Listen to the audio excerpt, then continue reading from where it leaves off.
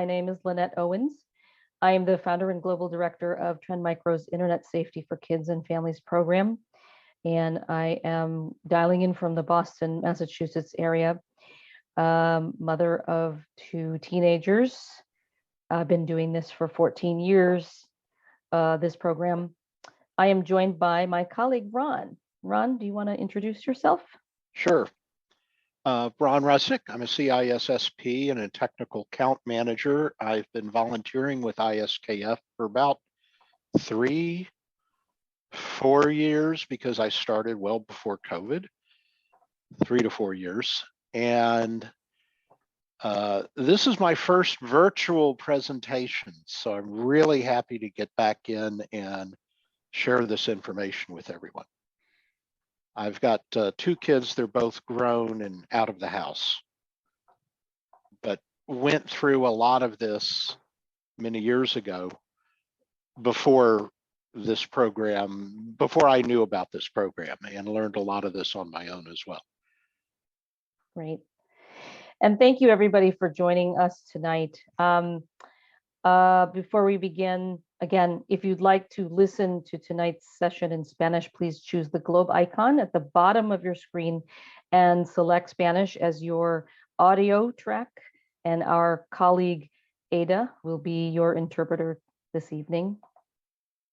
Sign in. I apologize. I had been posting the sign-in sheet and was only sharing that with panelists rather than everybody. So hopefully in the chat now, you can see the sign-in link. Please do that and let us know you're here. If you have any questions at any point through the evening, go ahead and submit that through the Q&A. That makes it easier for us to be able to see that you have submitted a question rather than through the chat. So submit your questions through the Q&A, although we're going to ask you to chat quite a bit through the evening. And at the conclusion of the event, once you exit Zoom, it will launch a survey page, very, very, very short survey. So we'd love to get your feedback. Know what we're doing well and what we could be doing better. So as I said, welcome. And I know there's quite a number of you on here tonight coming from mostly the West Coast, given the time.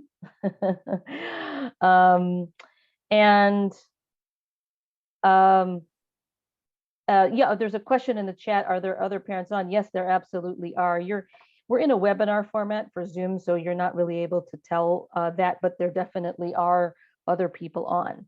So not to worry. And if you do the sign-in sheet and you're an organizer for your school, we're able to tell you who from your school actually attended tonight. So no worries. Okay. All right. So I think we'll get started with a poll here. Ron, do you want to do the poll? You're welcome to put your camera on too if you wish, or I'm happy to do it as well. Nope, I go ahead and start that. Okay, great.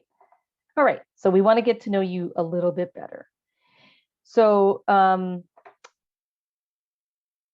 let me see here. If you are able to see the poll, and I'm not sure if you are able to see the poll right now. Okay. All right.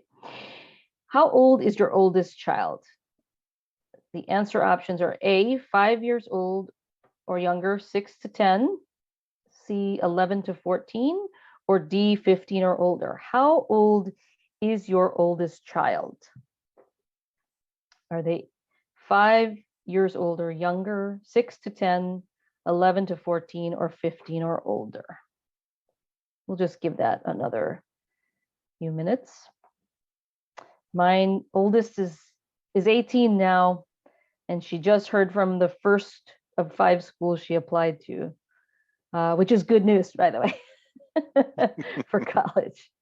All right, we'll go ahead and end the poll here. So it looks like the majority of you have eldest children in that 11 to 14 sweet spot, wonderfully challenging, but also a really nice period of years too.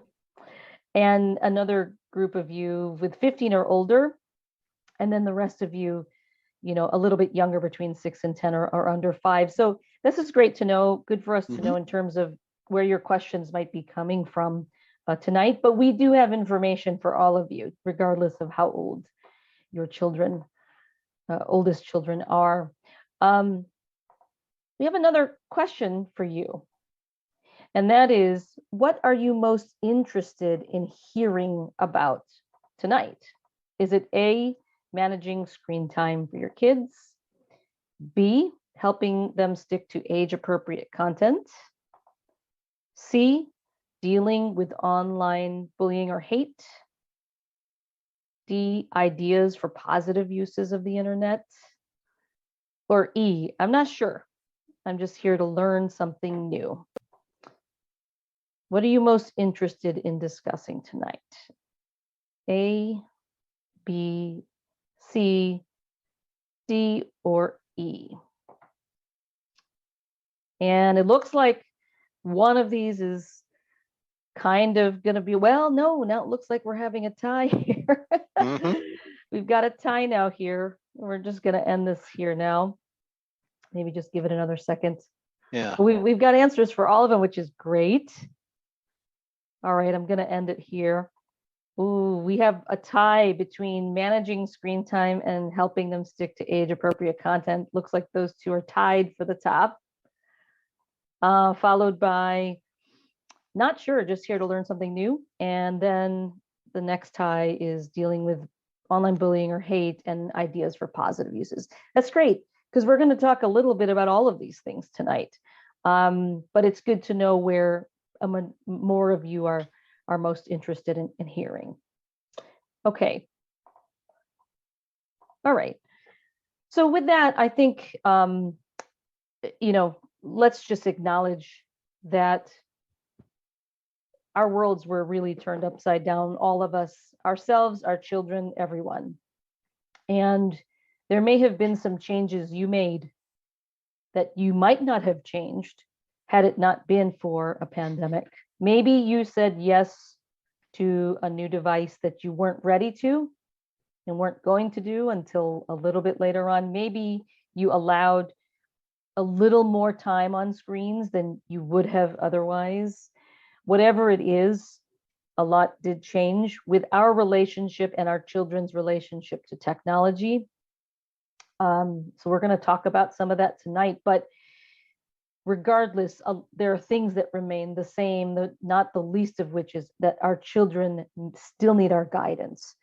And as we will mention throughout this evening, some of that, the trending that happened over the last 18 months is really confirmation that we still need to be a big part of making sure that they're set up to use the internet and technology in safe and positive ways. We as parents still have a very, very big role in that.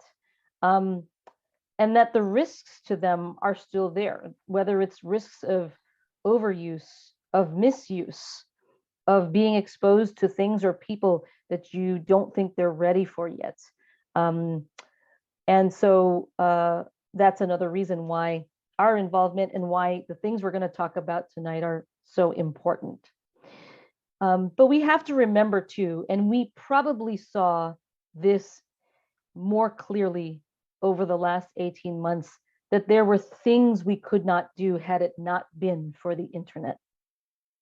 We know from research that has been done that children did suffer losses of social and emotional connection to others over the last 18 months, and that things like FaceTime and even social gaming helped in some ways to replace the loss of face-to-face interactions with the teachers that they may love and the friends and family that they missed.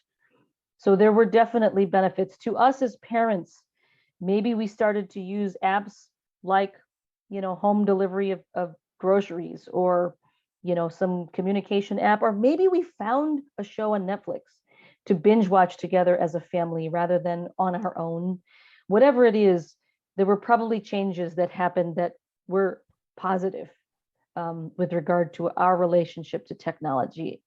And that is why It was true before the pandemic. It remains true now. We must teach our children, and we also must role model for them good digital citizenship. Now, what do we mean by that? It's actually, it's a conversation about risks. How do we know what the risks are? How do we help our children recognize them and avoid them? Of course, we need to talk about their safety and security. That's an important element of it. But it doesn't stop there. Digital literacy is the ability to just know how to do these things. I might be aware that my privacy is at risk when I use social media, but how do I actually protect it? Where are those privacy settings? And if I feel like something has happened that has infringed upon my privacy or privacy rights, how do I take action? These are all literacy skills that are just as important as knowing what is not safe. How do I actually take action on it? It's also about how we behave towards others, how we behave in the context of online communities. All of them have rules of engagement and expectations of how one comports themselves in those communities. So it's important that we include behaviors and rules and ethics as well in the conversation of digital citizenship.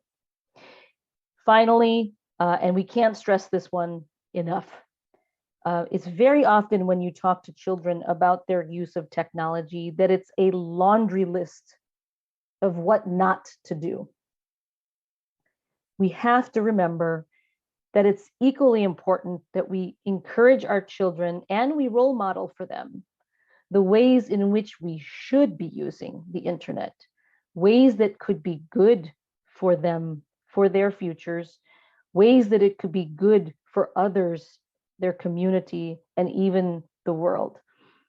So we are very big proponents of also encouraging mastery of the internet, mastery of these tools, mastery of understanding the risks and so on. That we should balance our conversations about what not to do with conversations about the way they should be using the internet. And if you are just joining us, welcome. I know some people have just joined still, and you haven't had an opportunity yet, please sign in. And there's a sign-in link in the chat there. And welcome, please sign in. All right. So the way we like tonight's discussion is going to be organized into these 4 categories. The first is that we want to, get the basics about how we help our children just be online. And when we talk about being online, we're going to talk about how to set up the environment, set the rules, and set a good example for them. We're also going to have a conversation about being safe. So how do we help our children protect their privacy, protect their personal information, and even protect their physical selves? When we talk about being kind, very often we talk to children about how to treat others.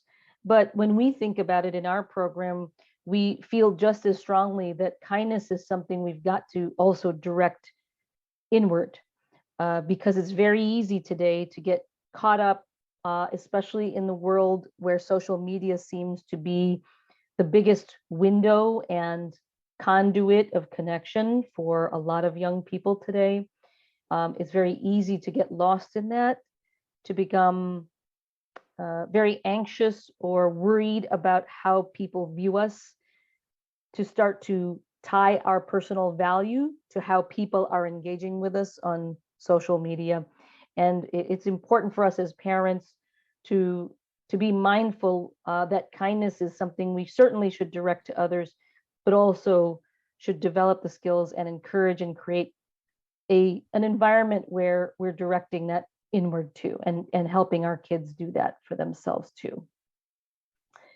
And finally, being savvy is really about teaching good habits and encouraging good uses of technology. It's the conversation of mastery. So we will be covering all of these things tonight. So Ron, please feel free to jump in here with me at any point Okay. you would like to with regard to setting up the environment. So I'll get us started here, and then I'll hand it over to you on the network Okay. side. Okay. So I think some of these may seem very obvious, but I just want to, highlight a few things with regard to the environment in which your children will be using technology, whether it's for school or for fun, and make sure that it's being done in a way that's supportive of their physical health.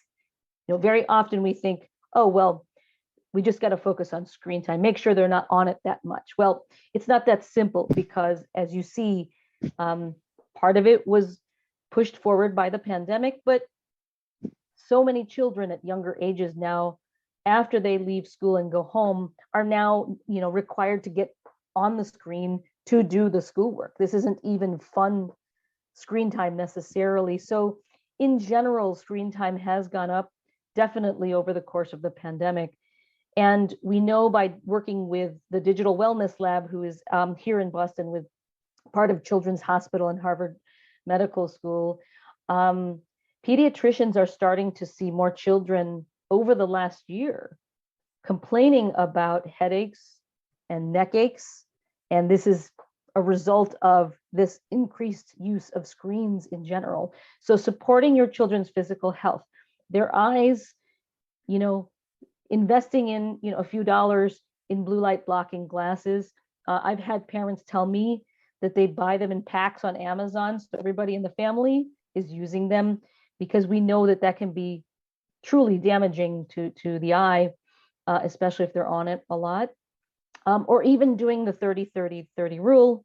Every 30 minutes, set a timer for your kids. Every 30 minutes, look at something at least 30 feet away, like out the window for 30 seconds, that get your eyes to focus on something else, or just get up and move around, walk away from the screen. And making sure, I often see children sitting on a couch with either a device or their phones, and they're hunched over. They're not really seated in a way for long periods of time that's, going to avoid the neck aches and the headaches and so on. So really make sure that basic part of setting up the environment is healthy for your kids. Ron, I'd like to hand it over to you now to talk about setting up your network, and I will go ahead and give you remote control here. Okay. All right. So let's talk about keeping your home network up and running. There's a lot of components. These days, most everybody has a home network using a router connected to cable, internet, some type of internet, even wireless internet, or even sharing hotspots off of phones. So what are we talking about? There it goes.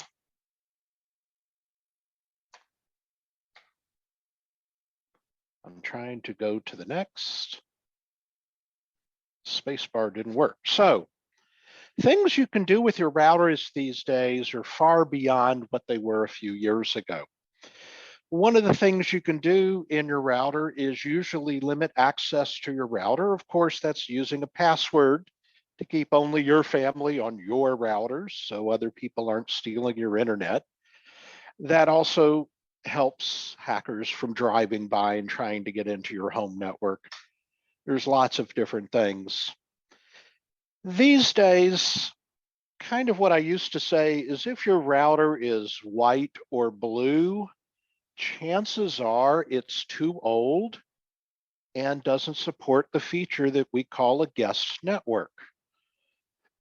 Most modern routers, which are now black in color, is the color scheme, support what's called a guest network and your regular network. This is taking a step forward, just like a corporate environment. So for example, you can put yourself as the parents working from home on the primary network. You could put your child on the primary network, but you can take your smart devices from a security standpoint and put your smart devices on the guest network. The router has the ability to prevent the two networks from talking to each other, but they both can share off the internet. Smart TVs, Roku's, um, Amazon Sticks, Echo devices, Alexas, et cetera, all are pretty much hooked to the internet all the time and listening to everything that you're doing. And being in security, we constantly see updates that these devices are not very secure.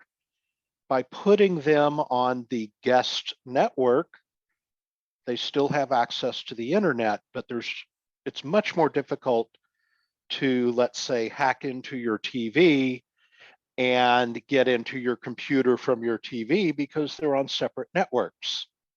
So that's one way of separating the network. Also, when your child's friends come over, you can give them the guest network password, and that keeps them out of your network where you're trying to work. You're still sharing the same pipe to the internet, but at least you're isolated from each other. So that is one new thing that we can now do. Also, as Wi-Fi has become more important, you can get a Wi-Fi extender to reach it out to further reaches of the house. In my situation, I'm now living in a compound of multiple buildings. I have four extender total in my network, one for each building, all pointing back to my main one in the main house.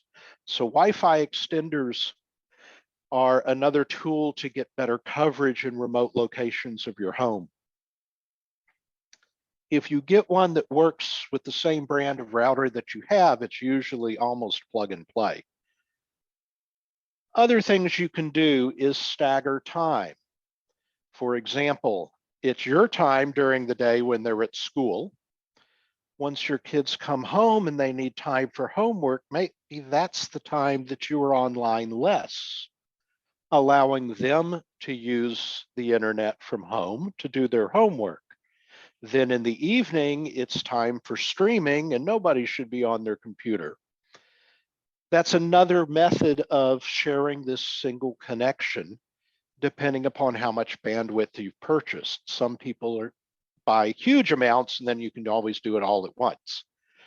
But I can tell you from experience, certain games, if it's game time for Fortnite and others, you don't want to be on the internet at the same time. You're not going to get anywhere because the game will probably consume everything. So by staggering your time of use, everybody can share this connection. And when we're talking about the environment, we're talking about securing everything. That means using security software on all devices, your Android tablets, your Android phones, your Apple tablets, your Apple phones. Yes, some people think Macs don't get infected. They do, and that's where the first viruses were actually invented, were for the Macintosh world. So even your tablets can benefit from having security software. Make sure your firewall is turned on both your router and your individual devices if they do provide a firewall. Most of the time, this is going to be on your personal computers. Strong passwords are a must these days. With the advent of cryptocurrency and using graphics processors to calculate all that math at very high speed, criminals have used this also as a method to quickly calculate hashes for passwords. Passwords are normally stored with what's called a hash, which means it's run through a program, an algorithm of plus, minus, divided, times, or square roots, whatever, to come up with a number of like 32 digits. Criminals have now done this to every word in the dictionary. They know what the hash is in Windows for every word in the dictionary. So strong passwords are a must. Plain words don't count anymore. Use multi-factor authentication. Most web services now offer multi-factor. Your bank probably requires it, but even Yahoo and Google now support multi-factor authentication.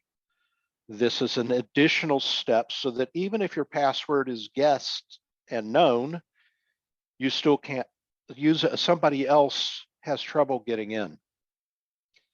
You can also use virtual private networks. There's a lot of advertising these days about virtual networks. The problem is a lot of these VPNs are rejected by certain services, such as Google. I have a VPN that I use, and when I'm trying to use maps, it will not load Google Maps if my VPN is running, because Google has learned what IP addresses I may be coming from. Therefore, they assume you're a bot trying to hide your address. And some of these companies want your address so they know where you are.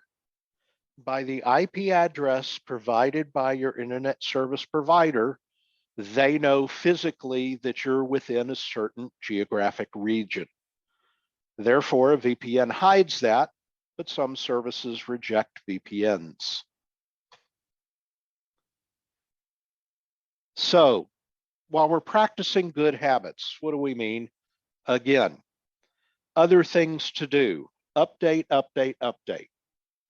I cannot stress this enough. Being in the security field, a majority or a good portion at least of all the commercial hacks that you've seen that have exposed company data are frequently because they did not update.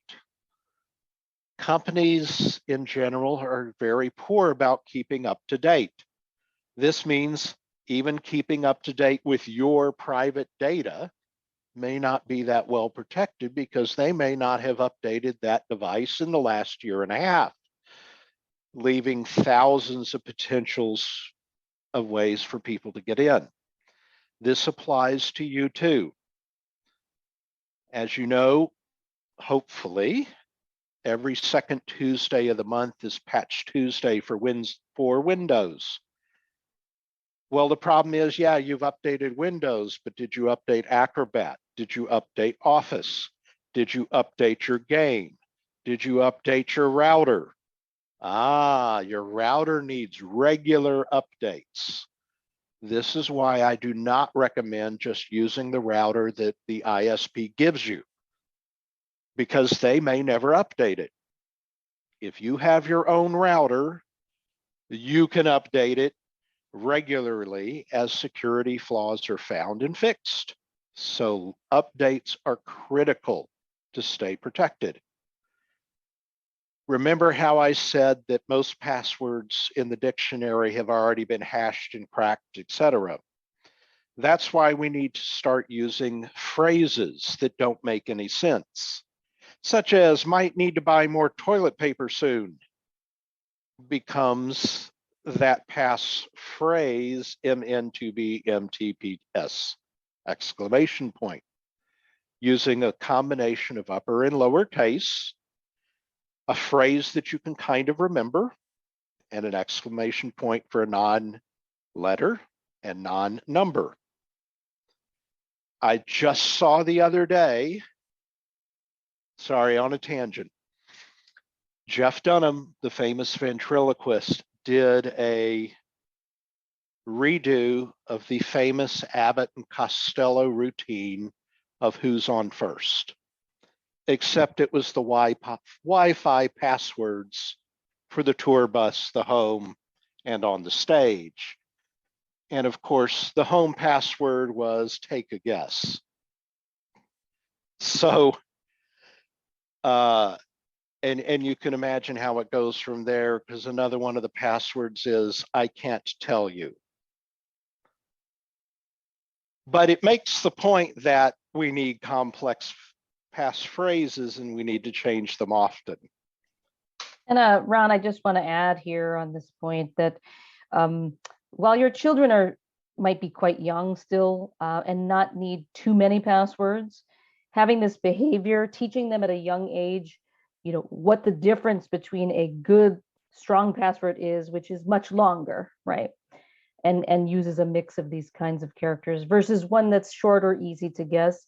This is a great way when they're at a young age. At some point, as they get older, and even you probably have so many websites, so many apps, passwords you have to remember. At that point, you might want to use a password manager instead. Trend Micro has one that's free. I think Google has one, but they're out there. And that just makes it a little bit easier to manage so many passwords.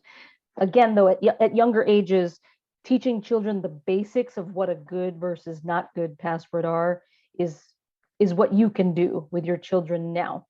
Have them come up with a fun sentence and just use the first letter of each word as the password, just like you see here. Sorry, Ron, I just wanted to chime in there. Oh, good information. And of course, when we teach our children good habits now, hopefully they carry them as they move on. Another thing to do, back up and store safely. I know somebody who uses an external drive to back up all of their data. They plug it into their computer at their office, start the backup process, and go home, leaving their computer and the backup drive running in the same physical location overnight. And then we had to point out to them, well, if somebody breaks into your office, they get your backup and your computer. That's not very secure. You should be doing your backup an hour before you leave and take that hard drive with you. Other things, of course, you can do are backup online. There's many services, and most of these services, you have to be careful, is if you lose your password, they cannot get your backup for you. They cannot decrypt it. Your password actually becomes part of the encryption process. Therefore, iDrive, for example, cannot unencrypt your data because they don't have your password. It was not part of the algorithm. They didn't store it. So if you do use a cloud backup, make sure you save that password somewhere so you don't forget it. Other tech tools we can use. So for age-appropriate content and in-app purchases, time online monitors, there's all kinds of tools out there now to help you with a lot of this. A lot of routers these days do have a lot of these tools built in. Like I said, if you have a modern router and one of the big name brands, it's probably going to have antivirus software built into it.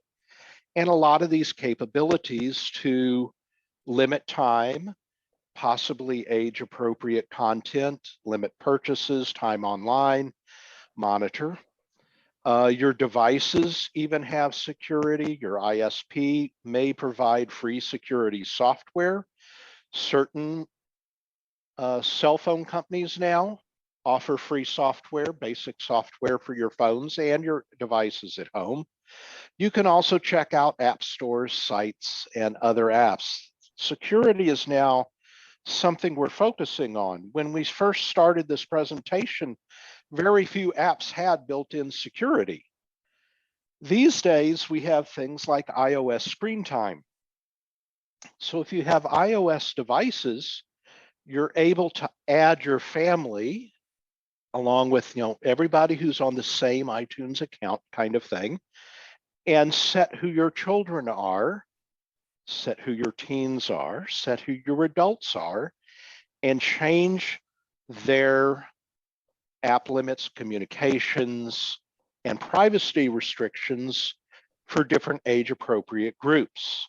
And you can force this onto their Apple type devices by adding them to your family. Yeah, and Go you're ahead. looking, that's my phone. And I blurred out my children's names there for the sake of their privacy. There you go. Yeah. Anybody, put it in the chat too. Anybody using iOS screen time already? And you can let us know in the chat. Is it working? Does it work for you? Do you think, are there features you would like to see that Apple could be putting into these settings? Go ahead and put it in the chat. Are you using, anybody in Apple family using screen time? Yep. If you're not familiar with it, it's free. It's already built into the device. So give it a try. Children, even children under 13, you can set them up with an Apple account under yours, and you can start to set these by child. Right. The question in the chat, is there something for Android? Aha, we're getting there. Yeah, good setup. But you can see here from the screenshot, there are various screens that you can get into to filter the content, privacy. There, you can get pretty detailed in this. Now, Google has Family Link. This, of course, would support Android as well as other devices. And you can do the same thing. Of course, if you're an all Android, chances are Google is a primary driver of your devices. And you can use the Family Link to, again, monitor what the children are doing and set time and restrictions for them just as well. You can filter apps, limit screen time, and even check your child's location as long as it's turned on the phone. Yeah. So it's a free app that you can find on the Android store. They actually launched this pre-COVID, but they've gotten better with the features in it. So if you haven't used it before, definitely download. And of course, YouTube, same thing. You can now create kind of a child profile in YouTube and perform filtering on YouTube, which of course is owned by Google. There are still ways around it, but if something inappropriate were to become very popular with children, it's more likely that it would be flagged and all of a sudden noticed and filtered. Yeah. But YouTube does have settings. Just one comment on the YouTube, that those settings called the supervised account, they just launched that this year. And it used to be that a child, this is one of the biggest worry areas for parents was, well, of course I have to let them watch YouTube because everybody watches YouTube, but I have no idea what might show next after they watch a video. Has that ever happened to any of your kids or you? So they've attempted to create, sort of by age groupings, the explore more, and explore most of YouTube, to kind of limit content based on, I think it's 8 to 11, 12 to 15, and then, up to 17 years old is most of YouTube. It stops at any adult content though, because that's for 18 and above. So, good on YouTube, good on Google for finally, after all these years, doing it. It's better. It's much better than it used to be. So anybody, Yes. you don't have to be Apple or Google, Android. Any parent could set up a supervised account in YouTube. This will probably work on Chromebook as well. TikTok. Gosh, years ago, TikTok was it. Well, they finally caught up with security as well and came up with family pairing, where you can again manage that time for your children, restrict screen time, restriction modes. Through the family pairing, you can say who's using the TikTok account, set up multiple children if needed as a parent or a teen. According to their terms of service, I believe you have to be over 13 to use TikTok, but how do you prove it?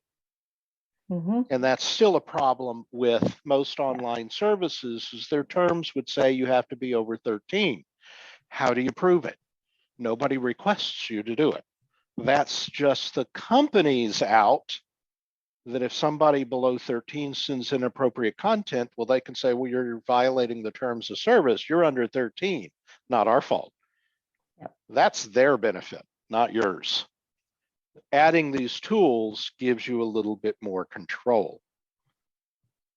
I want to make one comment about TikTok, and I do give them some credit here. I agree with you, Ron. They were the first of all the apps. Instagram has followed, and I think Snapchat is following.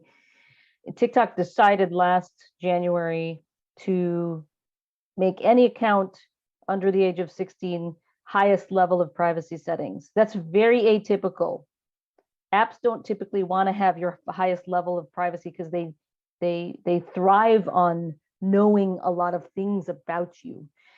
That's how they fuel their engine, Their and advertising. and their advertising, right? But they decided to automatically, anyone between 13 and 16, highest level of privacy set automatically.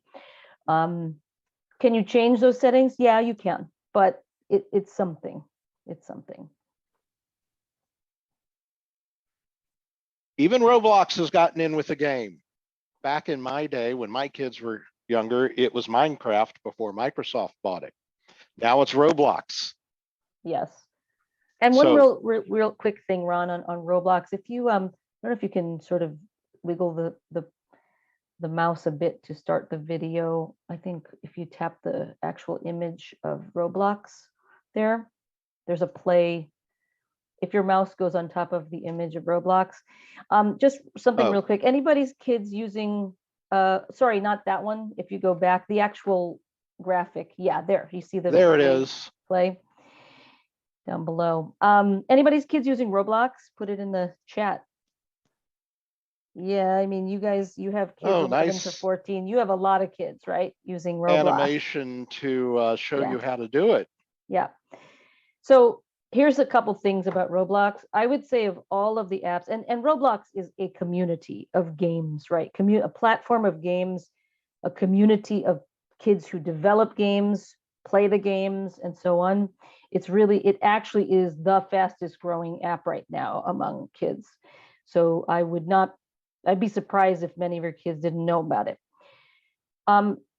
And as fun as it is, and it seems very innocuous that your little avatars are going around and adopting pets and, making more bees with pollen or more flowers or whatever, these really fun little games. But the only thing with Roblox I have a concern with is it's open chat.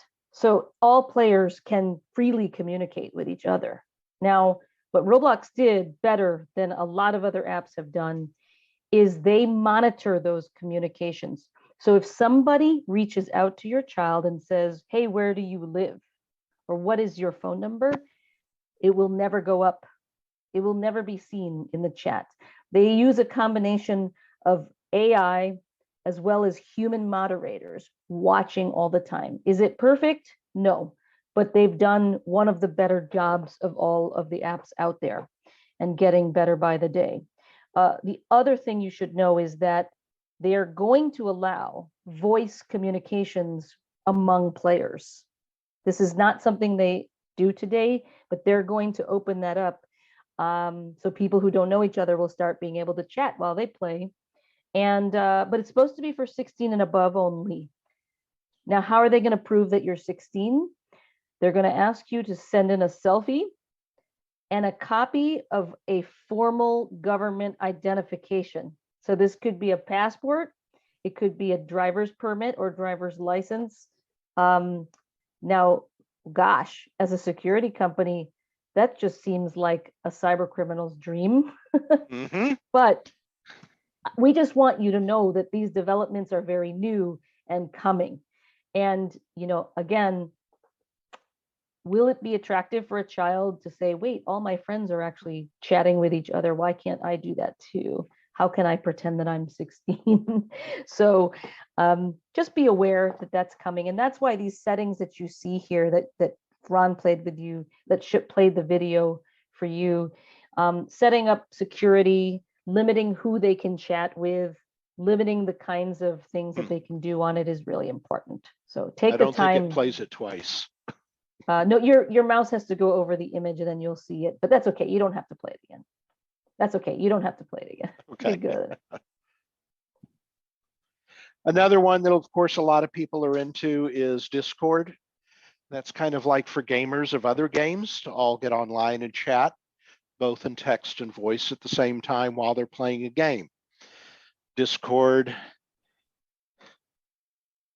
also has security settings that you can set up that you can, of course, change, but ideally you have them set to scan messages or just from your friends or have it wide open. So it's still in there. It's still a step forward. They're getting better. A lot of these companies, I think, have seen the writing on the wall and have decided, well, yeah, we're going to have to look like we're doing something. So they are. So again, who can see you? Who can add you?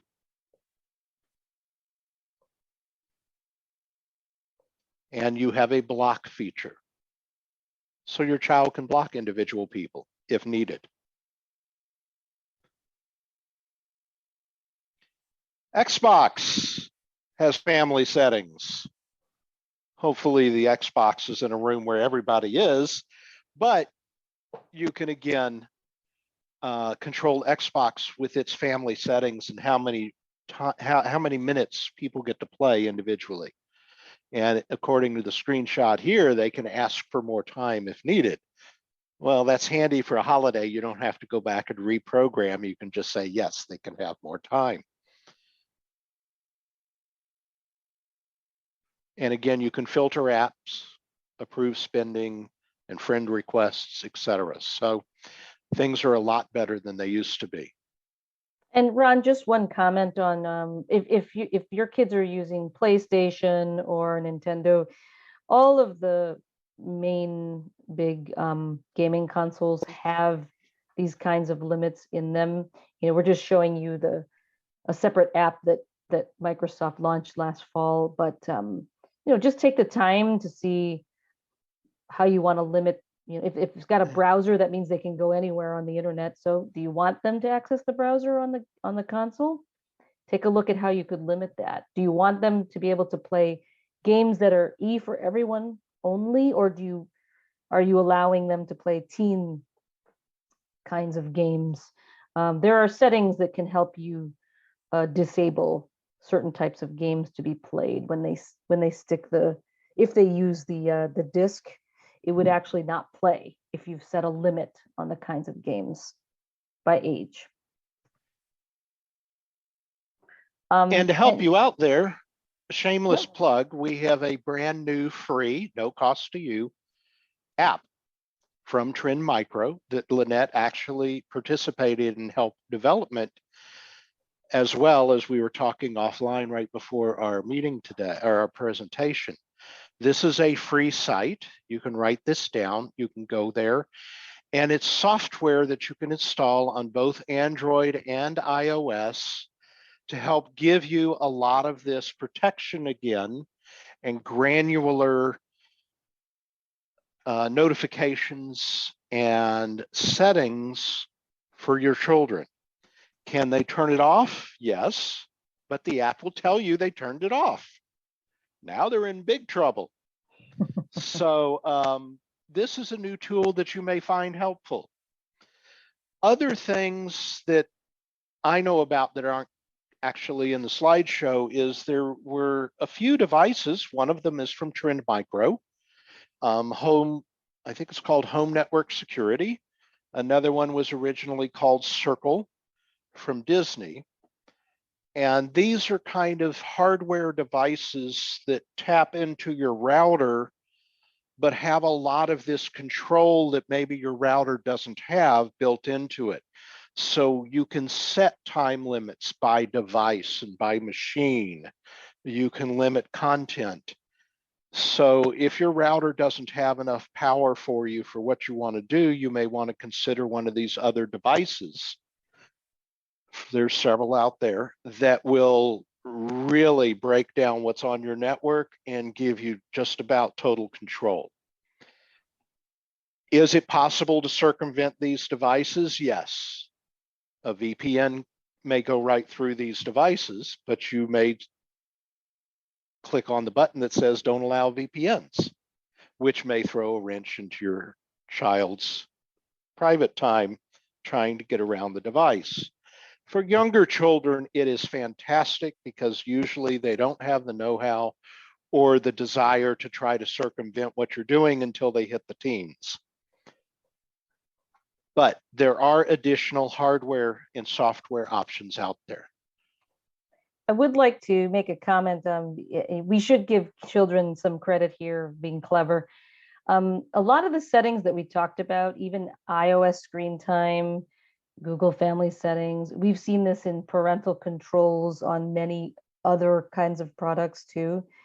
If you are setting screen time limits to say from this hour to this hour, some of your very clever children will just go and change the time zone on the device.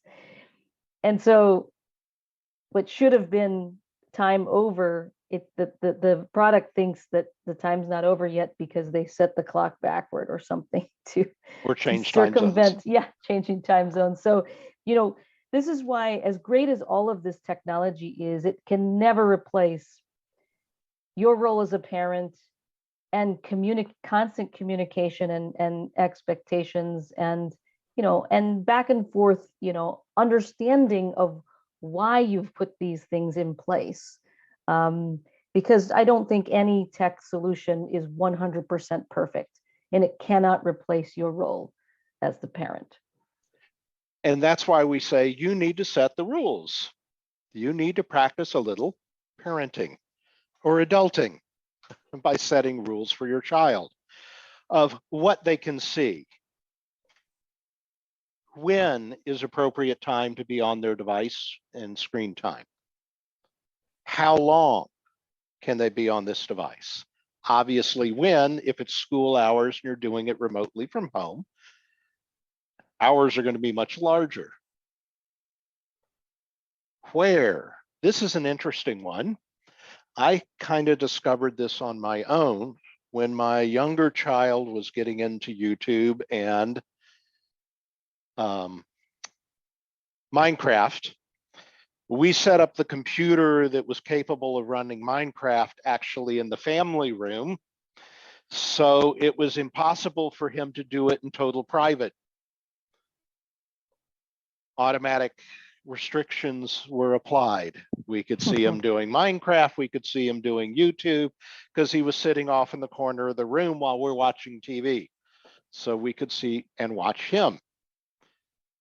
And with whom?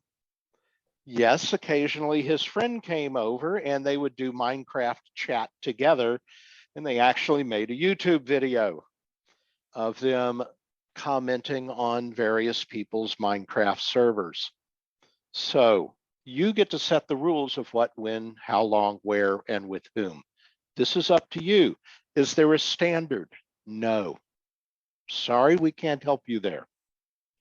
But you need to set these rules.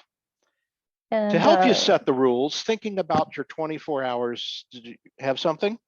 Yes, sorry, Ron. I just wanted to comment on the rules too, that it's not a bad idea to engage your kids in the conversation about the rules you're setting, and even having them weigh in on the consequence of if they break any of those rules.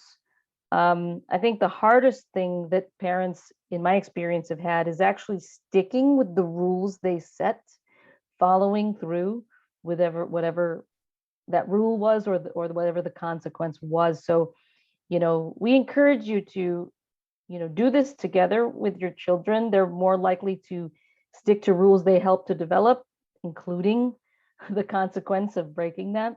And if they have siblings, do it together, because it's really fun to watch siblings hold each other accountable. You don't even have to do anything. They'll just say, hey, that's not the rule. You broke the rule. And it's really nice to see them hold each other accountable to those rules they help set. So to help you set the rules, let's think about, what if you fill out a 24-hour pie chart or write down a list with your child about what things need to happen? such as sleep, meals, exercise, and outdoor time.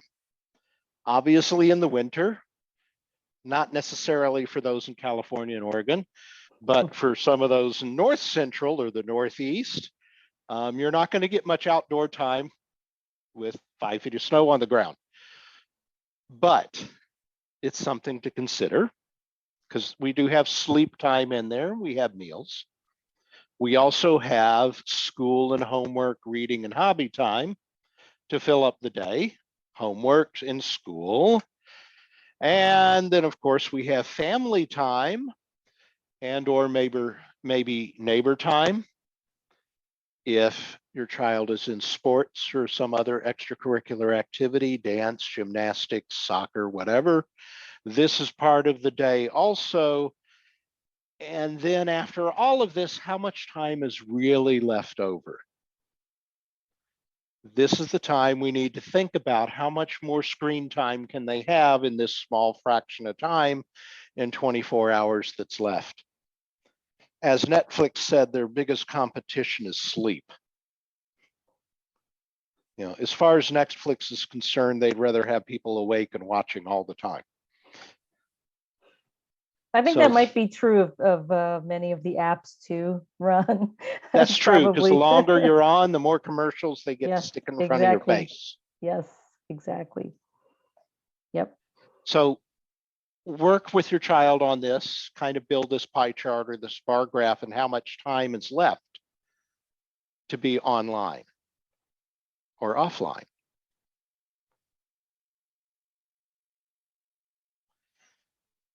But then again, you remember the phrase, do as I say, not as I do? No, that doesn't work.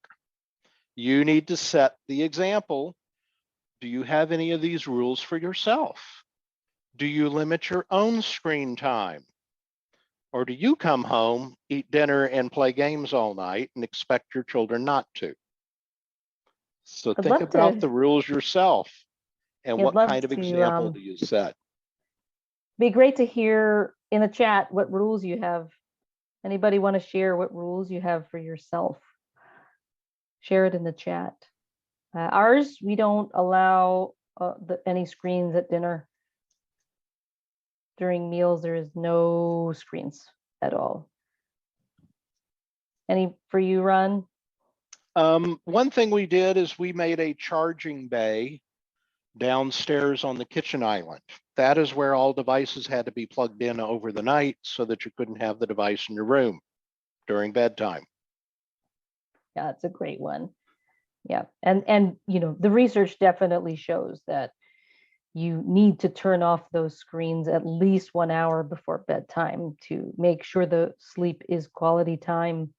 And we also know that good sleep supports learning, and lack of good sleep can negatively impact students the next morning in school. So I love it. There's some chat in here. 9 p.m. all screens off.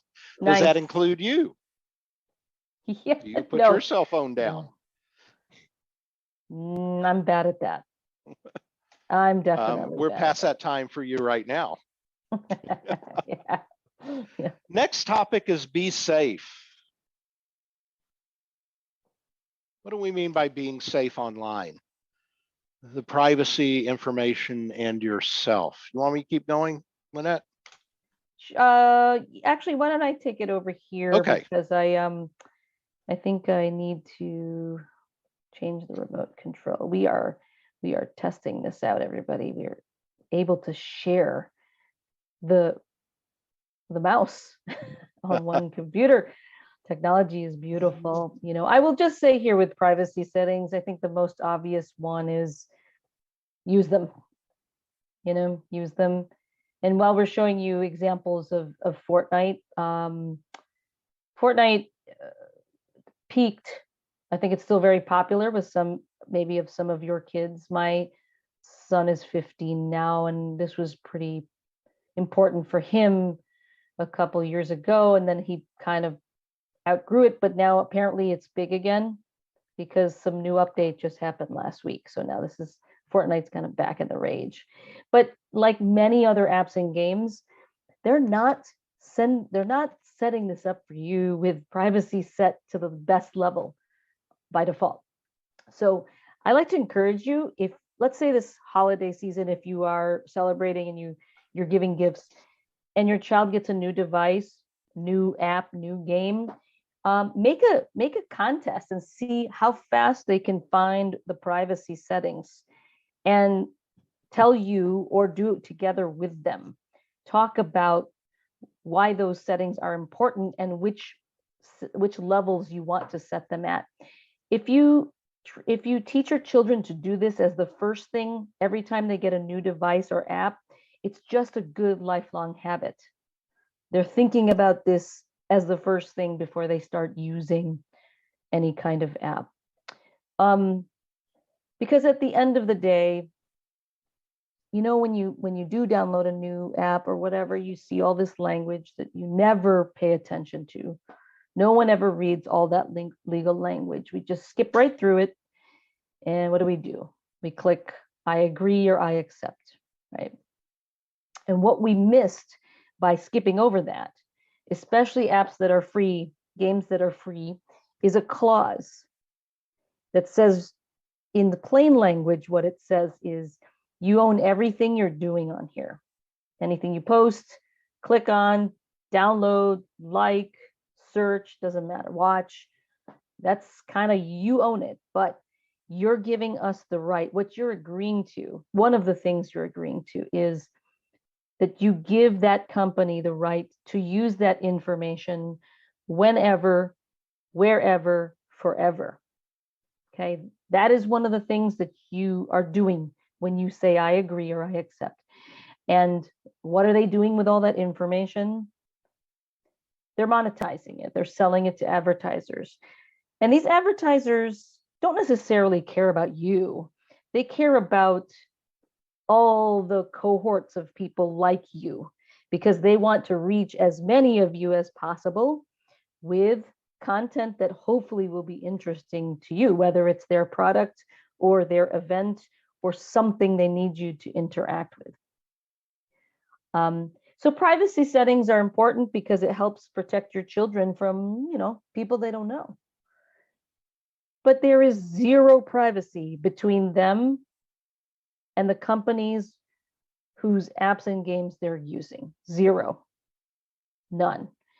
And what those companies are doing is they're not only collecting that information, they're storing it somewhere, and then they're sharing it with other parties, right? It might be anonymized. They might not be sharing your name, but they're sharing other kinds of details about people like you. And if it could happen that someone could get a hold of that somehow because it wasn't secure wherever it's being stored. This is actually the reason why when we tell kids nothing you ever do online ever really is private, this is why. It's not because we're trying to scare them. It's because it's literally how free on the internet works. They are part of that economy. They are part of that business model. And as long as these apps are free, as long as it's supported by advertising, we truly do not have any privacy. It's not because we're trying to scare them, because we don't want to post things that they'll regret or embarrass their family. It's truly because it's true. And that's the way we have found to be very effective in talking to students. Before the pandemic, when we were allowed to go into schools, this is the conversation. This is how we talked about privacy with them. And they appreciate it. They actually get quite angry. I've had a fifth grader, I remember she said, can I sue Instagram? Because I don't like that. And I said, well, did you hit I accept? And she said, yes. I said, no, you agreed. And that's kind of how it works. So act as if always that it's not private, whatever I am doing. Ron, I'll let you take this part. I'm happy to do the driving though, Okay. for you. Okay. So how do we protect our information? Because there's so many ways that they're trying to get to it. Criminals or people trying to get your information, poison search results. They have free offers pop up. they have high interest content or fake social media posts, all trying to get you or your child to click on something to take them somewhere that's dangerous, specifically so they can try to gather more information from your child, from you, your credit card number, et cetera, or infect your machine. All of these various, some of these, especially the fake social media posts and free offers, may take you to a site that immediately tries to hack your machine, regardless of what you're doing. The browser is always full of holes. So how do we protect our information? It's difficult. Remember when I said security on every device? That helps protect this information. Also educating your child on these things that maybe it's too good to be true. It probably is. Don't click on it. Be careful of fake news. Be careful of poison searches. Teach them how to use Google and look at the site under the headline to see what it says. For example, up in the poisoned research results. And next.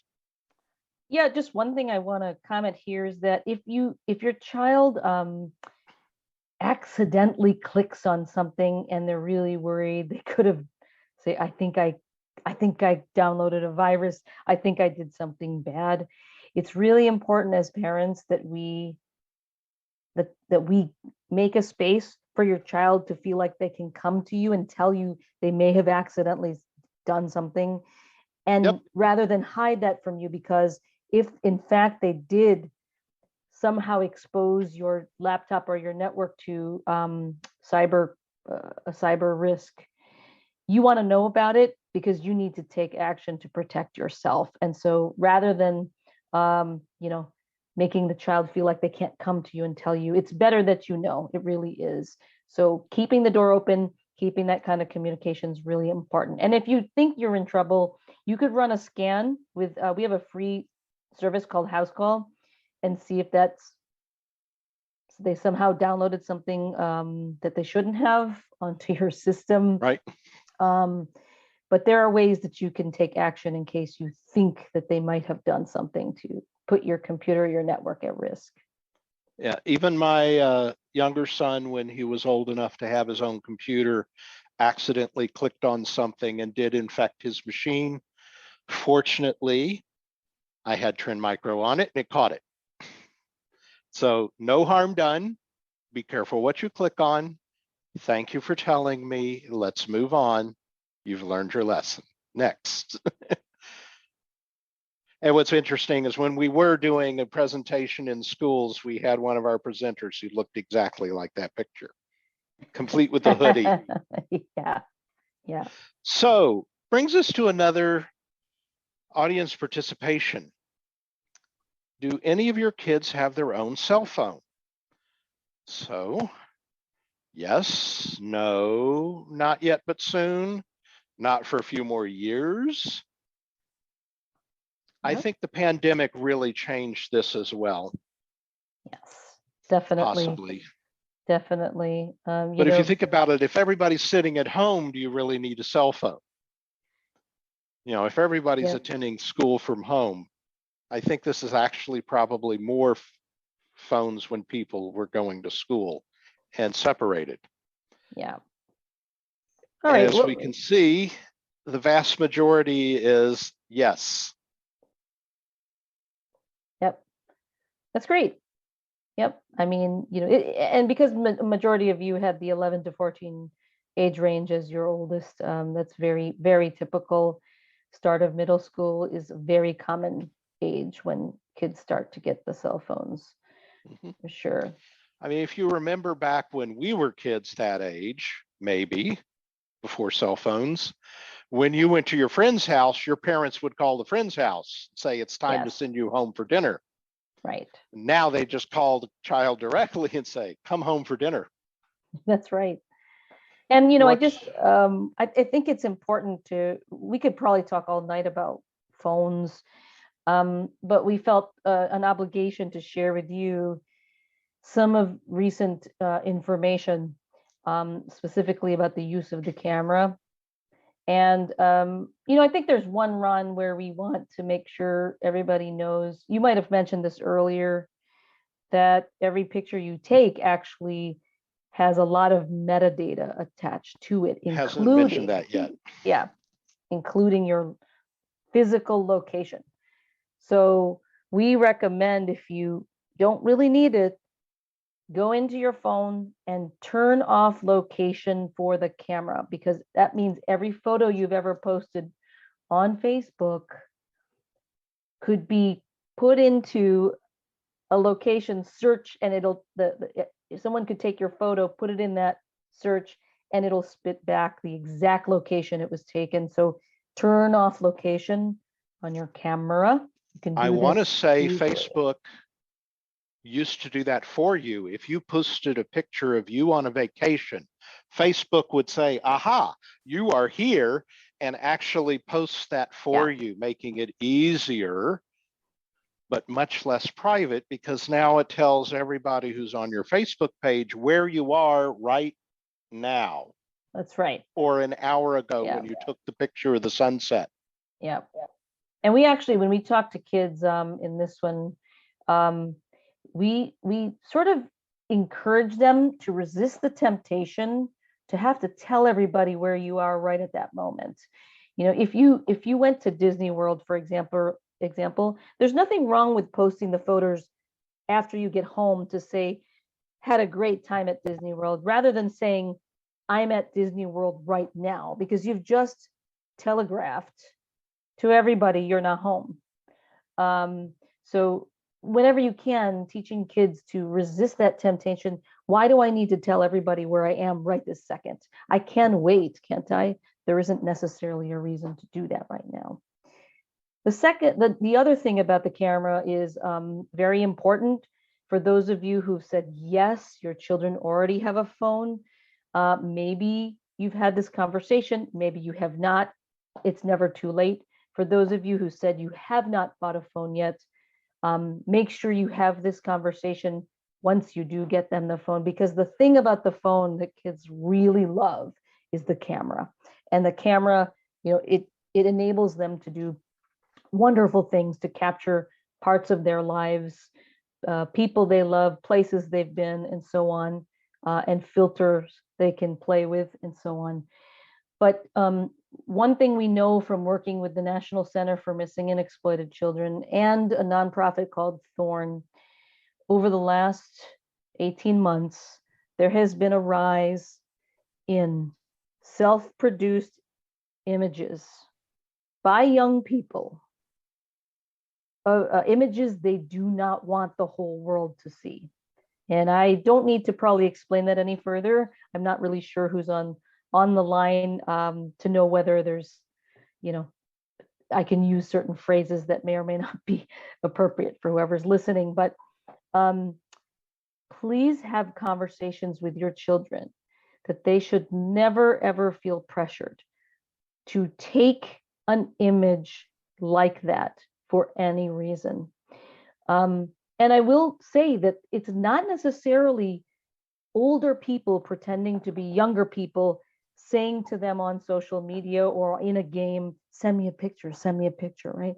Many times it's their peers. It's actually classmates that they go to school with.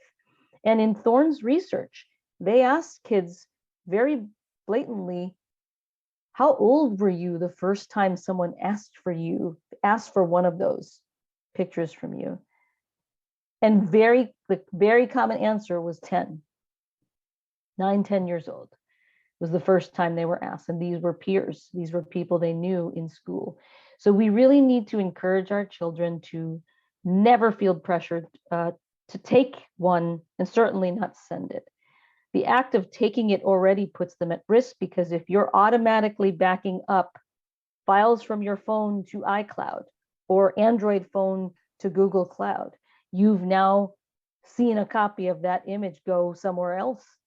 And if it gets hacked over there or in transit, they've put themselves at risk. So they should never feel pressured to do that, to take any picture that they would not want the whole world to see.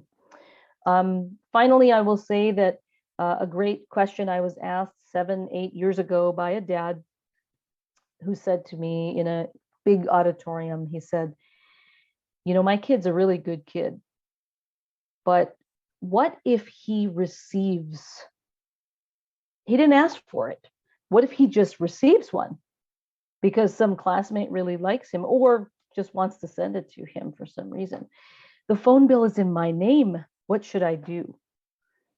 So this is our advice to you. And having spoken with, law enforcement officers, especially those that, school resource officers that are very connected to school districts and so on. The first thing you should do is advise your child to tell you immediately. That's the action they can take. Okay. But then delete it. Do not forward it on to anybody else. Again, it's a phone under your name. The act of creating, possessing, or distributing what's technically child, age inappropriate material is a felony technically. But if children are exchanging them, law enforcement is not necessarily going to punish these kids the way they would if they were older people doing it, right? Again, though, the complication is you're paying the phone bill. It's in your name. So if this happens to your child, have them tell you. If you know the child involved in the photo, if you know their parents and you feel comfortable enough, maybe you need to tell them, let them know it's out there, because you have no idea who else might have it. If you don't feel comfortable talking to the parents or don't even know the parents of that child, report it to your school if you feel comfortable. And last place is report it to your local law enforcement, because you don't know where it's gone. You don't know how it got taken, and you don't know anything other than your child received it. So that is the action your child can take. That's the action that you can take. Just don't do nothing, because if there's an investigation, they're going to know it went to you, your family. So make sure you take that action. So as we mentioned before, part of this is also having that open line of communication with your child, that they can come to you if they receive an inappropriate picture. They can come to you. They would not be punished for it, especially just receiving it. That's not their fault. And you immediately delete it. So again, catching a virus by clicking on the wrong thing, it's okay. You can come to me about that and tell me about it. You will not be punished. Absolutely. It has its own lesson built in. Yep. I think we'll just, with regard to gaming, I think the only thing here is that, there was a time when the only way to play a game with someone else was, I had the Atari growing up, and you had to sit next to me and have the joystick in order to play, the games together. But now every game is social, meaning you can play with people you don't know and people you do know. And so it's important that before you buy a new game or say yes to a new game, take some time, do the homework, find out who they could possibly be connecting with on that game. And then second step is, turn on the privacy settings, enforce them through parental control, some of the tools we talked about earlier, so that they're not putting themselves at risk. Because most of the games are free open chat, either live voice or free text. I'm a big fan of Rocket League. Anybody know Rocket League? Can you put it in the chat? The reason I like it for two reasons. Number one, the chat is predetermined. You can only pick phrases that is in their library of language. You can't just freely chat. So I kind of like that. You can say, hey, nice shot, or good save, or whatever. You can say that even if you're playing with strangers. And the second reason, anybody have children who struggle to stop playing games when you tell them time is up? Does that happen to anybody's kids? Time's up. No more Fortnite, no more Minecraft, no more Roblox. Anybody have kids who have a tantrum when you tell them time's up? the game. I'm a big proponent of games with timed games. So, Rocket League, it times out, it runs down. Other games like Minecraft could go on forever. Fortnite could also go on forever unless you're playing Battle Royale, because there's an end to that when the last person standing wins, right? Game is over. So do some homework and say, if your child kind of struggles with timers and you telling time is up, look into games that are timed. I think all the sports one, right? And Madden, FIFA, hockey, NHL, NBA, those all have Racing. timers. Yeah, they all have timers. It's great.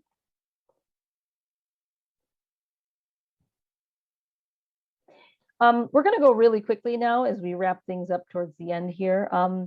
Not that these are not important, because I know some of you said that you had concerns about this, but it is really important. I mean, kids are learning right from the first day of school. This is what it means to be a good classmate, a good friend, right? They know that treating others with kindness and respect are important.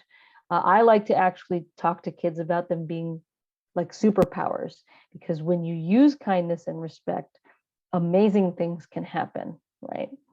So online, it's the right thing to do, but because, as we said before, nothing is really ever private. So whatever you are doing is going to reflect on you.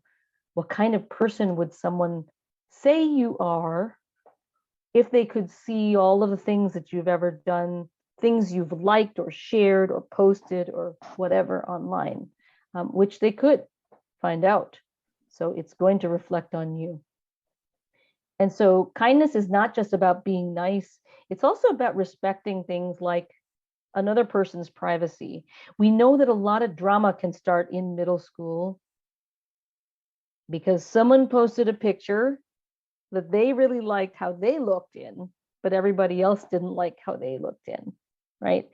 Boy, in middle school, when these kids start getting onto Instagram and Snapchat for the first time, it's like candy store. They're going crazy with who they're friending, what they're posting.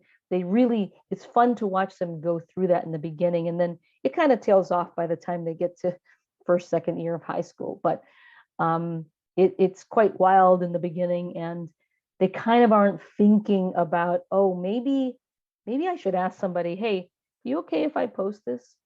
Has that ever happened to you, by the way? Does someone ever post a picture with you in it that you didn't actually want up there? Has that ever happened to anybody? You can put it in the chat. I know it's happened to all of us, right? So, I think a lot could be avoided if we, in our close circles of friends and family, to say, listen, we're kind of not comfortable with posting stuff like that. Can you ask us first before you post that? It can really avoid a lot of drama, especially for younger kids. And other families might have different rules about what apps they're allowed to use, what age they're going to get the phone, what video games they're allowed to play. Sometimes the most challenging thing about being a parent is other people's parenting decisions. So you're trying to maintain rules. Hey, you're not going to get Snapchat till you're 13. You're not getting a phone until a certain age. And another family has decided differently. Well, that's their prerogative. But I think we all need to talk to each of our children to say, these are our rules as a family, and you need to respect that other family's rules. And if we all did that, we would be in a much better place. And earlier tonight, we talked about kindness not just being directed toward others, but how important it is that we teach our children to direct that kindness inward too. Because again, with social media, it's very, very easy. In fact, let me ask you this question. Anybody out there using Facebook? Just say yes or no in the chat. Are you using Facebook? Yeah. How does it feel when someone likes something you posted on Facebook? How does that make you feel? Ron, are you a Facebook user? Yes. Yeah. How do you feel when someone likes your posts or Oh, comments? it's so cool. I'm on top of the world. I'm famous. It makes us feel pretty good. And, with adolescents, they are in a stage of brain development where, when something feels good, it feels really good. When something feels bad, it feels really bad. It's very normal, right? But this is the problem with social media. It plays upon that fact. So kids who ask someone to friend them and they don't get a response, who post a photo and they don't get as many likes as somebody else, all of these things feel a magnitude worse or better, depending on what it is, than it would for you and me. So we as parents, it's important for us to remind our children that their value is not equal to the number of likes or followers or comments or reposts or shares of their stuff. That is not who they are. We have to keep reminding them that their value is much more than those things. That's just something we've got to make a conscious effort of every day, praising them, building them up, and making them understand that there's so much else about them that's great. And social media is not a good barometer of that. Something I like to say is it's complicated, but if you can encourage your kids to have better quality friends is more important than the quantity of so-called friends. A couple true friends, as you may have discovered in your own life, is Mm-hmm. much more valuable than 100 nobodies Yeah. Yeah. that you're never going to see again. I actually was in a room of teenagers one year, maybe a few years ago, and I asked them, how many followers seems normal to you? And it was really interesting when you launch that question to a group of teenagers, they'll say, you know, this number, whatever, I can't remember what it was. They're like, oh, if somebody says they have 3,000 friends, that's so fake. They know, they're like, you don't even know 3,000 people, right? That's someone who's just searching for attention or whatever. And it's just really interesting when you actually pose this question to young people. So there's a point where small is small, but they say, oh, that person's private, that's fine. They don't even post a lot of stuff. And then there's a point where it seems fine, normal. But then there's a point where it's so many, most kids will say, that's not real. Most of those people, they don't even know. Right. So really, we as parents can nurture kindness, and I think always being supportive. The research does show that children won't necessarily become, let's say, victims of bullying, for example, or unkindness, but they're very likely to witness it. They are more likely that your child will actually see it happening to somebody else. And so, what we can do to encourage kindness online for our children who may see that happening to someone else is ways that they can be a good friend to that person. They could stand up for them. And if they don't feel comfortable doing that, they certainly can privately say to that person, don't listen to them. You're a great person, just ignore them. And children who do experience adversity online, who also have strong support systems, people they can turn to, that small group of friends that Ron was talking about, you as their parent, a teacher that they trust, children who have a support system when they experience something bad online are the ones most likely to be resilient and bounce back. It's the ones who don't have that support system that struggle. So we as parents can really make sure every child, our own and even others that we know, make sure they have that person they can go to or people they can go to if trouble strikes.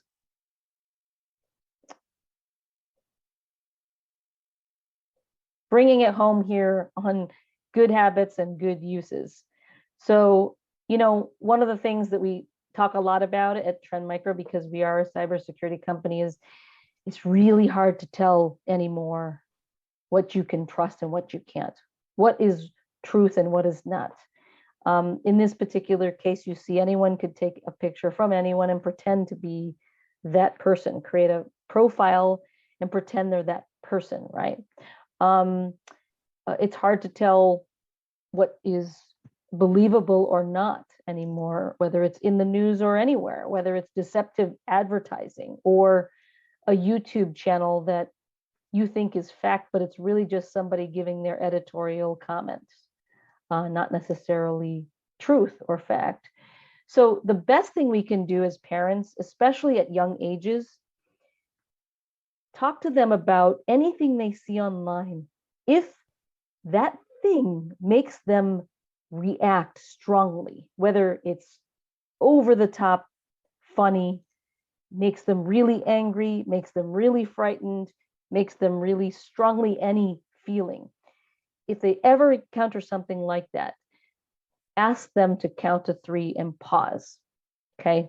It's really important that pausing and starting to ask the questions of what we call media literacy skills, basically, right? It's starting to think critically about anything they're seeing online so that they are not going to act, react, share, believe, or be fooled by something that actually isn't really true.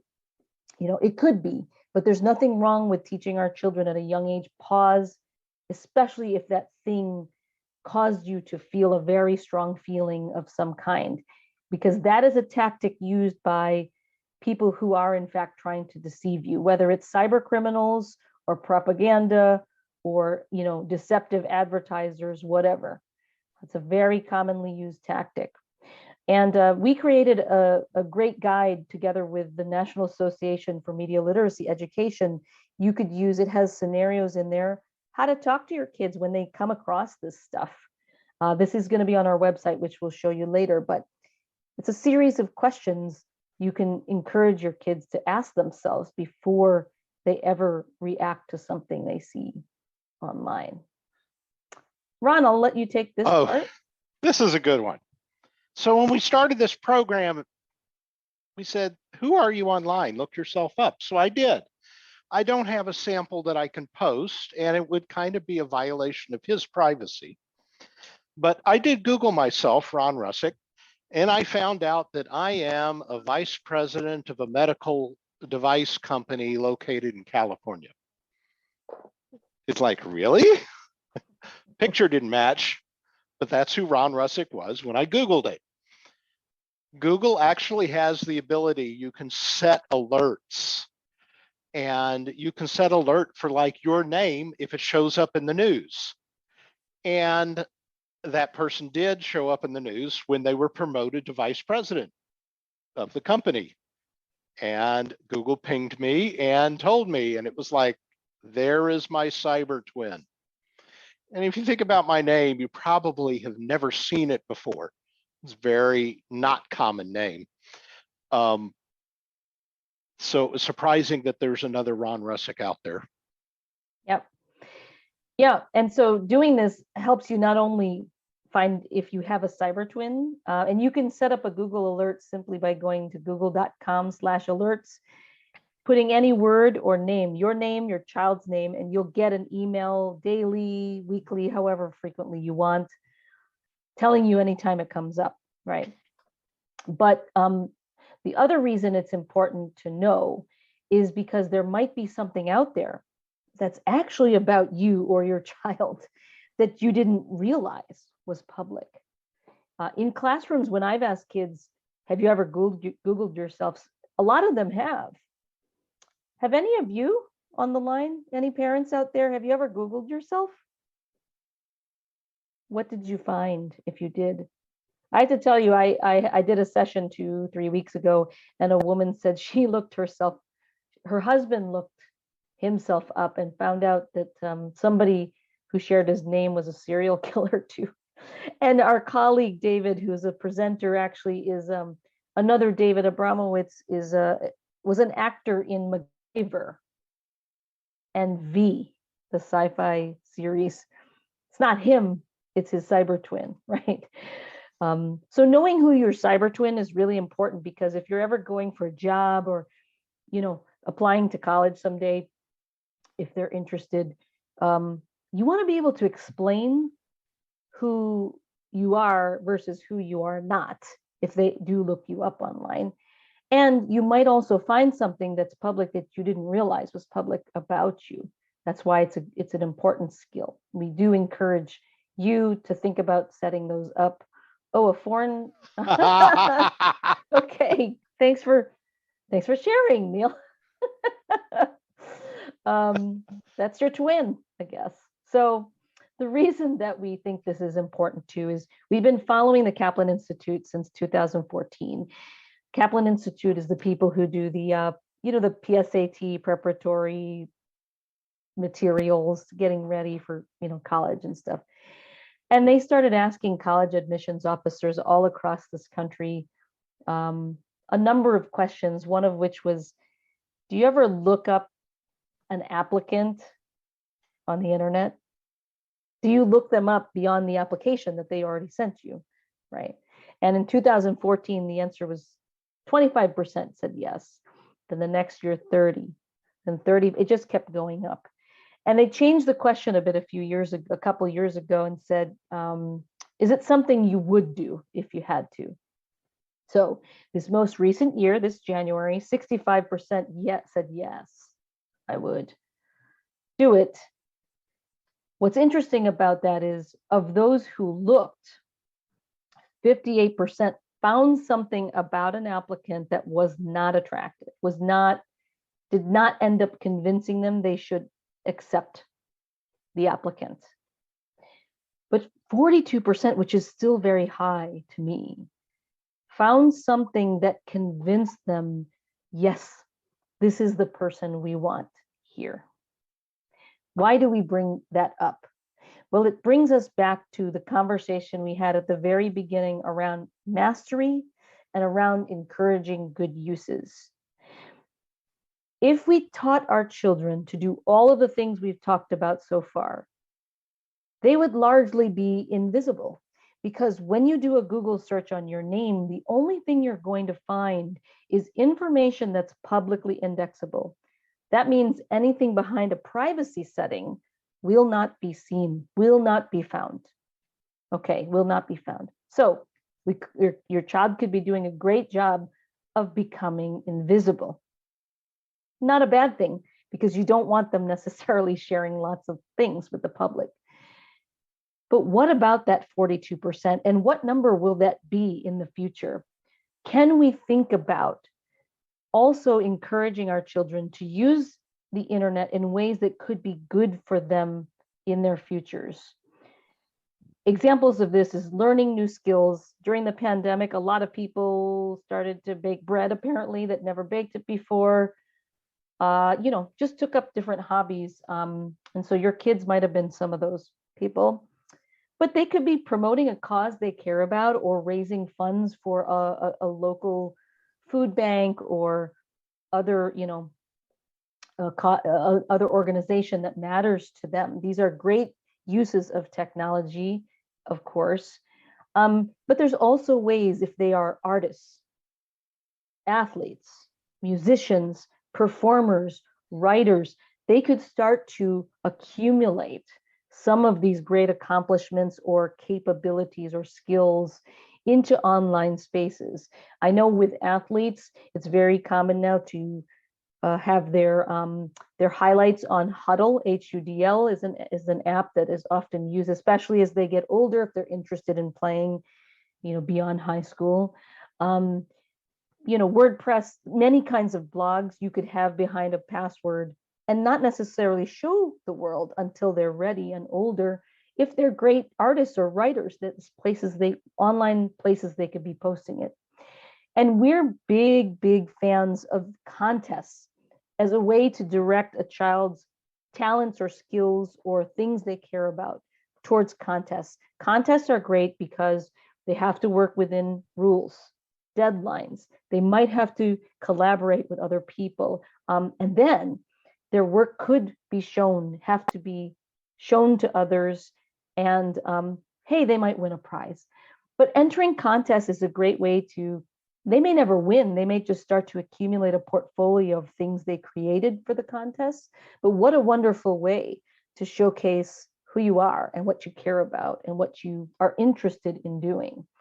So those are examples of good uses that we think could be helpful for your children down the road, especially for those of you who said, my oldest is 15 years or older now.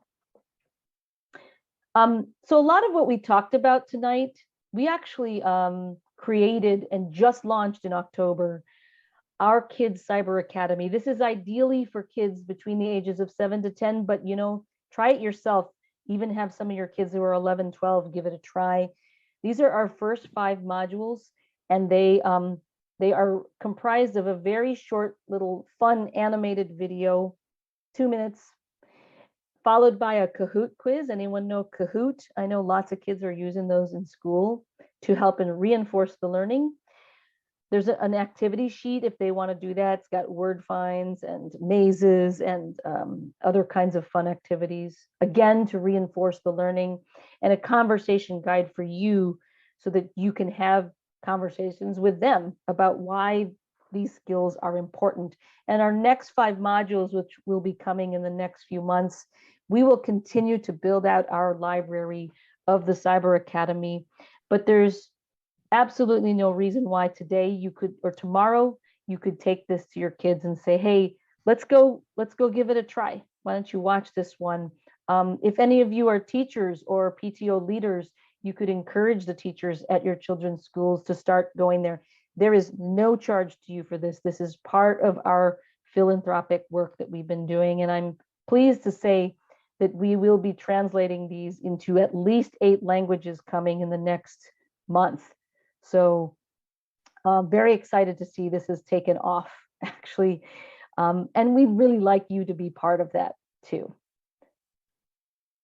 So I think with that, Ron, do you want to bring it home here? Wrap it up? So sure, let's wrap it up. I think we're a little over time.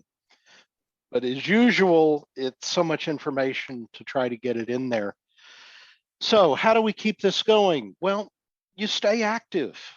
Engage with your children, communicate with them, open that line of communication where they can come to you for problems. Stay up to date. That means both, staying familiar with your applications, and of course, for me, staying up to date with your software patches. Stay up to date. There's multiple meanings to stay up to date. But that means if they get a new game, investigate it. The most important thing to do is, we gave you so much information. Do one new thing, one step forward on that journey of keeping your kids safe online. Do that one thing.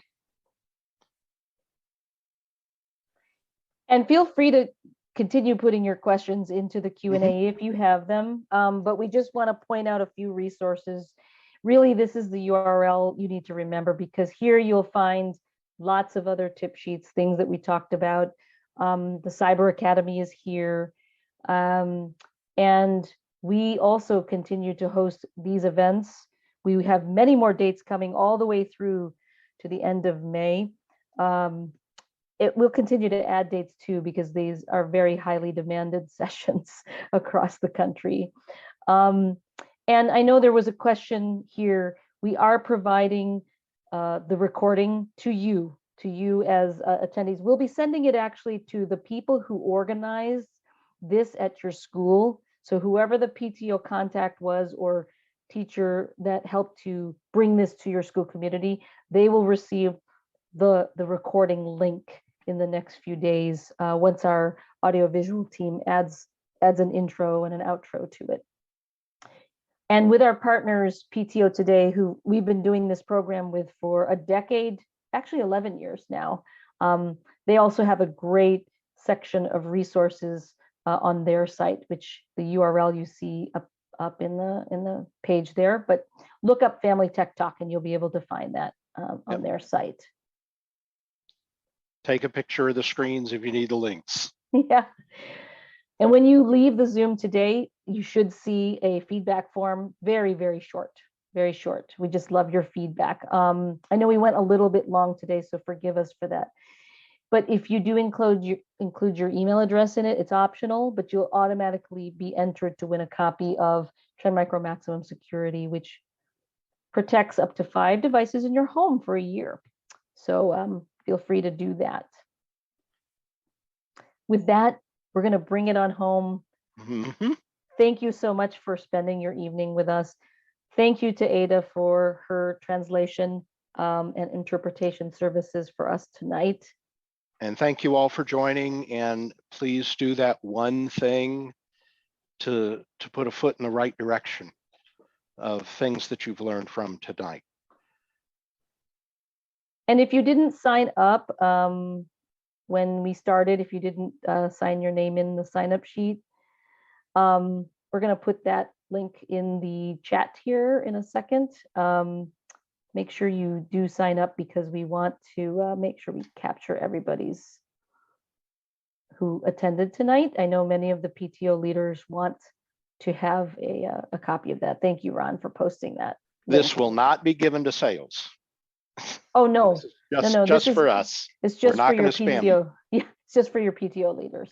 Yeah. In fact, the email address is optional. You don't even have to put your email address, just your name and your school name. That's it. But we like to know so we know how many people attended, just so we can add it to our grand total in the scheme of things. Yes, absolutely.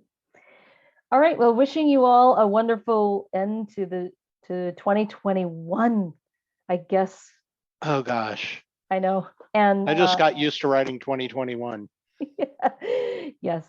And stay safe out there online and also wherever you go. Feel free to stay on. We're going to answer some of the questions that's just come up in here. I think it's just, is there a way some of our members who could not be here tonight can view this later? Oh, yes. I think we answered that. Yes. Yep. We'll provide you the recording link.